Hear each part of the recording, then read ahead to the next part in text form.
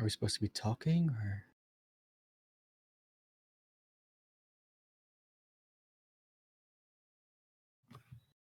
Hello and welcome everybody to Get Good Week 5 Round 10 Rookie Division. We're going to be having Storybook Heroes here against Mace to the Face for your casting entertainment. I'm going to be Sir Waltham, joined by Man of Class. Man of Class, how are we feeling today? We're feeling good today. Going straight into it. Not even a pre-round. We don't need it. We're just gonna see these teams playing out straight away. Of course, Mace to the Face in the blue here, and they're playing against Storybook in the red right now. Might switch up later. I don't know. It looks like we're gonna be seeing some dive here. Certainly a little bit of an option, but Storybook Actually, Heroes. no. Yeah, not No, quite. it's Not quite. The No, Sig Ori I was Zarya counting on Ryan. it, but Nope. Not going to be the case here. The Ash Echo going to be coming in. Storybook Heroes choosing to wrap around that outside, immediately getting into this fight. And it looks like Mace to the Face going to be the first to push onto point, but no drops really from either team. No team with a strong advantages other than that positioning. And with that, Mace to the Face trying to hold fast. We see Reach trying to pepper in some of that damage with Echo, not quite able to land it, building up a decent amount of ult charge. However, the Moira Phoenix going to be building up a lot of ult charge as well. And so far, the point being contested by Storybook Heroes, but not being taken. Konatoki going to be taken down at Reach with that McCree with the body shot rather, then following up with a kill onto Boomy. It's looking like it's all going the way of Mace to the Face, and they're going to get first cap here. Konatoki eventually able to just walk around the shields, kind of, which is not really what you're supposed to have if you have two shields going on. And I would assume that with that Ash and that Echo, you can take more of these off angles, especially with the Echo. And it seems to be more of that meta composition that's being run as well by Storybook Heroes. But turns out Ryan Zarya Rush can still be pretty damn powerful, especially when paired with the McCree Reaper. Yeah, it's going to be a little bit more of an intimidating thing to push into here, and that's exactly what Storybook Heroes are going to try to do. They're making their way up to point. The High Noon going to be coming out from Konatoki, doesn't find too much, but cleans up onto Boomy. With that, an early kill for Mace to the Face. They're going to continue to get those kills. Rainbow going to get knocked off the map by Autumn, and with this, Mace to the Face continues their hold. Yeah, very well done. Of course, Konatoki once again just popping off, gets that first barrier out of the way and just follows it up after. They even get that late kill on the Reach here, and that's just a shame. You know, it's an extra 10 seconds that you have to wait. That's another like 9% or so. So, yeah, now that we're going into this next fight, the ultimates are going to come online for both teams, actually. But there will be a slight advantage, it actually seems, for the Storybook Heroes, which you wouldn't expect after having lost two fights that sort of convincingly, but they've been getting a lot of spam damage in, so that Echo and Ash ultimate are ready. Yeah, and we might be seeing those come out here. Daiboza holding up the shield, trying to be steadfast, going for the shatter, only going to be landing onto the Lucio, not able to capitalize on it too aggressively. Lots of ults coming out of here. Third degree dropping a shatter of their own. Bob now onto the field. Long going to be using him to clean up and get the point for Storybook. Yeah, it's 3 ultimates used. They did win a fight with that, but now they're going to be down in ultimates once again. It's just that Sigma Flux, which can be very impactful, especially if there's no sound barrier or immortality field on the other side, which there currently isn't. So if they use that early, they really could get something out of that. But with the DPS ultimates coming close and that Graviton and that Coalescence, I do worry for Storybook Heroes. Are they going to be able to hold on to this? Because they might be in the last fight territory with that one. Daiboza getting brought dangerously low, though, means that they're going to have a little bit of a breather here, Storybook. And with that, we see the poke trying to come in, the grab now coming in from BRBZA, Burbza, if you will. And with that, the kills now flowing from Mace to the Face. It looks like your worries were well validated, Manny. Yeah, it's exactly like that fight kind of takes a bit too long to get started, meaning that that's when the DPS ults and that sound barrier come online. DPS ults will now still be in the bank as well as that Coalescence, and there isn't that much to work with from the other side. And you do see that while that rush is very effective, they don't really have that much in terms of spam and ult charge. They really don't. They're going to be throwing in a High Noon to try to get some value. Doesn't quite find it, but does force out some cooldowns. And already Mace to the Face taking a huge numbers advantage. Half the team for the side of Storybook Heroes down and out. Burbza going to be getting those kills with the Zarya. Very high charge. It's just going to be the Sigma left to clean. Yeah, it takes a while to get that Sigma out of the way. Now the Lucio maybe touch in time. No, not just that. So it will be 100-41, and it was a fairly convincing win there for Mace to the Face. I really enjoy seeing a composition that is just playing to what they want to do. So it's not the double barrier, it's not the dive, but it's the Ryan Zarya, which we don't see that much of anymore, of the higher tier at least. Mm-hmm. And then we get a lot of damage as well out from the McCree and the Reaper.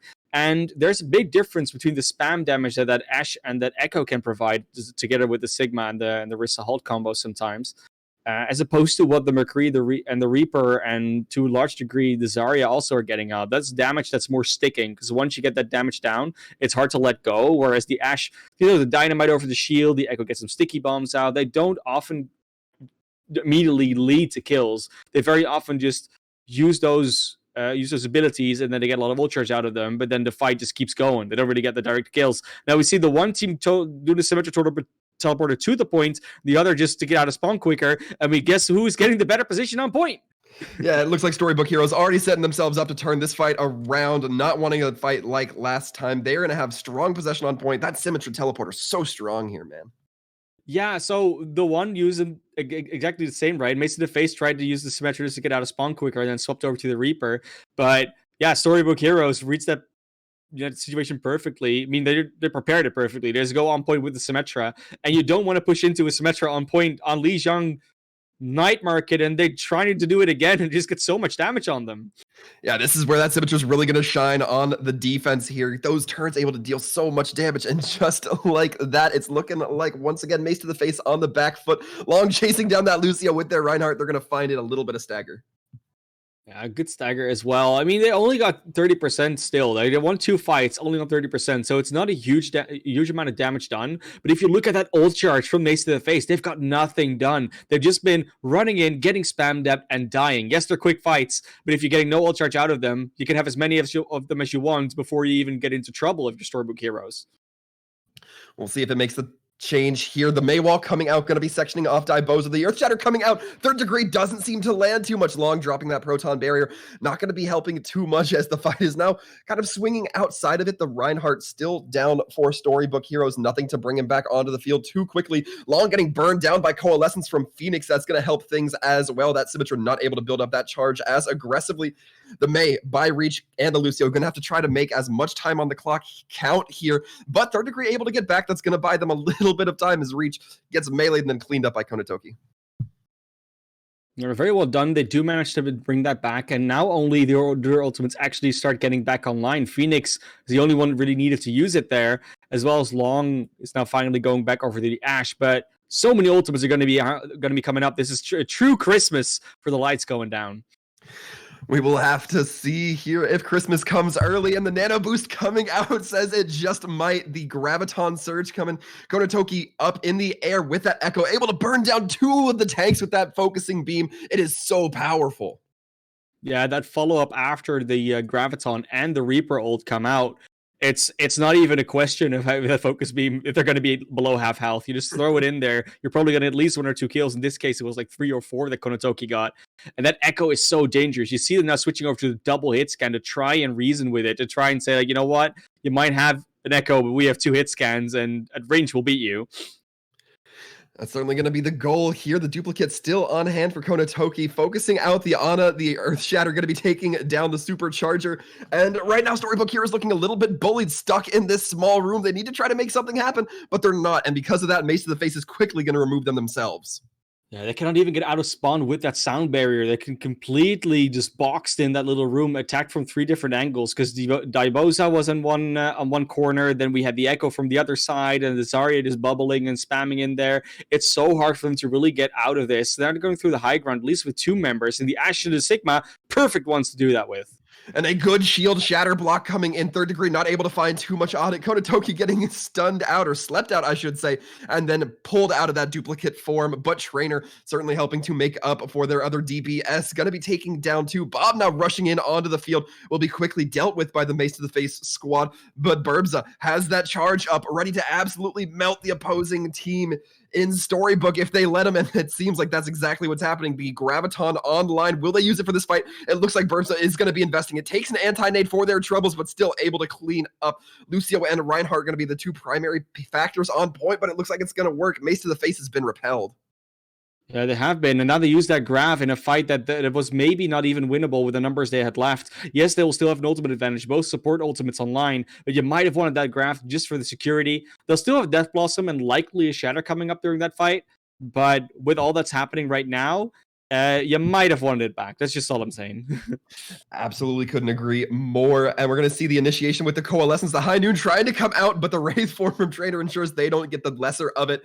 And with this now, Mace to the face swinging back hard, and they need to win this fight. It is one fight territory, and Burbza going to be doing a little bit of a lifting on that Zarya, helping their team get that cap. Yeah, it's such a shame. It was such a good start here for Storybook Heroes, but I don't think they'll be able to touch here, and it will be a 100-100. It's a 99 win for Mace to the face, and that means that Lijiang Tower first map goes into their favor. And from what I've seen so far, is both teams liking to play the Reinhardt, but I do think that the Reinhardt's played out around a little bit more by Mace to the face. I think Daiboza is getting supported very well, knows exactly when to not over-aggress. And a Third Degree does die early a lot as a result, is they just, they're not able to calculate it as properly with their team. Yeah, absolutely gonna have to be agreeing with that. Now, Classy, we have the opportunity, since we started a little bit rushed here to talk about these teams, to give a little bit more of an overarching view that we normally would get at the beginning. Now, looking at map differentials, the numbers say that Mace to the face, has the numbers advantage. They're 7-2 versus Storybook being 6-3. So far, that's showing up here, but I think the disparity is a little bit stronger than that based on what we saw in Lijiang. Yeah, so far it looks to be. I mean, the DPS are getting a little bit more value, especially Konatoki just really showing up there. But that doesn't necessarily mean that they are going to be better on every single map. A lot of this was off of the back of fairly chaotic and very rushed fights. And generally speaking, if you are doing very well in those type of fights, that is not due to strategy. That's just to either individual skill, maybe a little bit of luck, but also just like thriving in that chaos. And when you go to more organized map types, which is basically everything but control, then you might see something else coming on. You might see some different strategies coming out, some different compositions, but also some different players having more of an opportunity to set up plays because there's more time, there's more space, and especially on the defense as well, when you're actually established and you stand there. We did see that Storybook Heroes won a few fights of that when they got that first good opening strat with the Symmetra, which they clearly had practiced, and then just stood there with the Mei and with the Symmetra and actually burned them down for at least 2 or 3 fights. So if we get more of those situations where Storybook Heroes gets to decide their plays a bit more and gets to build around Ultimate Economy a bit more in a bit more organized fashion, there's a good chance that they can still show us a very different side of themselves and turn it completely the other way, because map 5s have really not been absent at Overwatch lately. Yeah, certainly. And I kind of want to address what is the elephant in the room to me. This is one of those lower tier games. We're in the rookie division, all right? No disrespect to these players, but this is not going to be the cleanest gameplay we've seen. Additionally, we just got off of Control Point, which is the deathmatchiest game mode. Things are probably going to be looking way different on that game mode than they would on something like Escort, Hybrid, or Assault, which we're going to be going into Escort next. Rialto, for those curious. What do you think that's going to be leading into here, class? I would say that Rialto is going to be one of those maps where they're likely to play more Reinhardt and potentially more Zarya. And the question is, of course, whether Storybook Heroes are going to potentially answer that Rein Zarya, or were they going to stick with their double barrier strats? Because while the double barrier is really good, and it's definitely something that is still very strong in the higher, especially the higher tier metas, it doesn't necessarily mean that it will be the best choice for their team.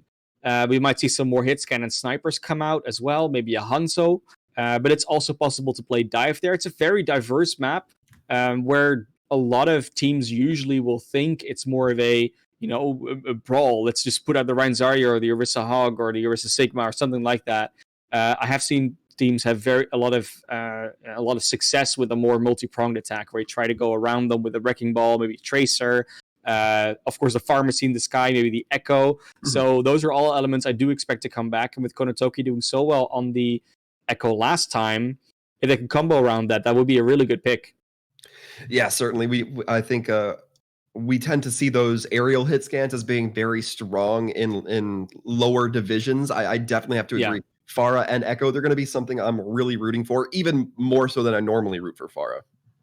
Yeah, I mean, we could even get the combo. I've seen teams do that where they play both the Echo and the Pharah and then a Mercy. So they have literally 3 in the sky and 3 in the air. Like it's not the new goats. Don't trust me, it's not. But it's interesting they have the 3-3 split at least. So it's an interesting thing, and I think Rialto especially might be a very good map for that.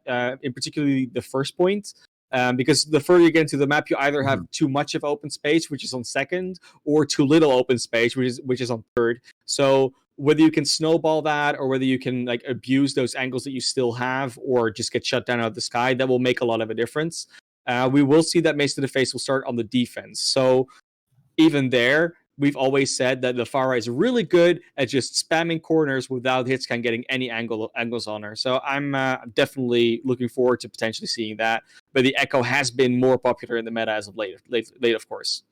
Yeah, and I mean, again, all of this opens up, the conversation of, well, that provides a good opportunity for Ashe to come in, which I believe we saw a little bit. We saw a bit of it. Yeah. So certainly not out of the realm for either of these teams, but I mean, we can speculate on that first point all day, and oftentimes you have to, because there's teams that just can't get past that first point. But as we look in towards that second point, what do you see as being kind of understood to proceed?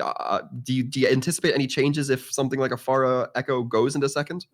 Usually teams will try. It all depends on like how they get the first point, like how dominantly, because usually teams will try to just forego the option to maybe swap and spawn. Maybe they'll have an ultimate. Maybe they just want to go as aggressive as possible, so to get that space, right, to go as far forward as possible, to deny the defense to really set up in that in the Opera House, and really deny them any easy bridge crossings. And it's especially important when you play something like a Pharmacy or an Echo. Don't give them that opportunity to set up in that high ground and spam your approach from across the bridge, because as soon as you do that, they have a shooting gallery. And yeah, it's hard to really go against that when you're a Pharmacy or an Echo. So it will depend on what composition they're running, or whether they will swap or not when they get to that second checkpoint. And oftentimes teams will try to just persist with their composition for at least one fight, or like 1 or 2 fights, depending on their old situation, but also because of the amount of space they can create and just free card push they can get, and then they can decide where they actually have their first fight on attack. Yeah, absolutely. I don't know. I'm curious, because a lot of times when you're talking about this kind of scene, these types of teams, it can often come down to, not what is the most meta, what makes the most sense. Honestly, sometimes it's just what the teams are most comfortable with. And I'm kind of liking the double shield, in that it seems to me that's something that Storybook heroes just kind of feel fits them the best. And at this tier, at this rank of play, I gotta say that's probably their best option. Yeah, just play what you're comfortable with, play what you're best at. And I do see, which is interesting, I do see Long having a Genji profile picture. I can't actually click on the profile because we're not in game. We're using a very well established clean feed here. So I can't check whether they're a Genji player, but if they're a Genji player, I would say that this is a pretty good map to pull that out on. It would have been on Li Zhang as well, but that might have just been a strat they've been prepping. But Genji has been buffed. If you're a good Genji player and you can really jump around and really confuse hitscan players or the backline, I would say it's a pretty good pick to go for. And I think Rialto is a pretty good map to play it on, because you're not that susceptible to sidelines if you're Genji. You can move around the map in a lot more of a safer way. And damage been buffed in every single capacity. So go get him. Yeah, and with that, I believe we are going to be taking a bit of a pause here as we get some audio production issues fixed. So hang in there, folks. We're going to continue with Mace to the Face and Storybook Heroes in just a little bit.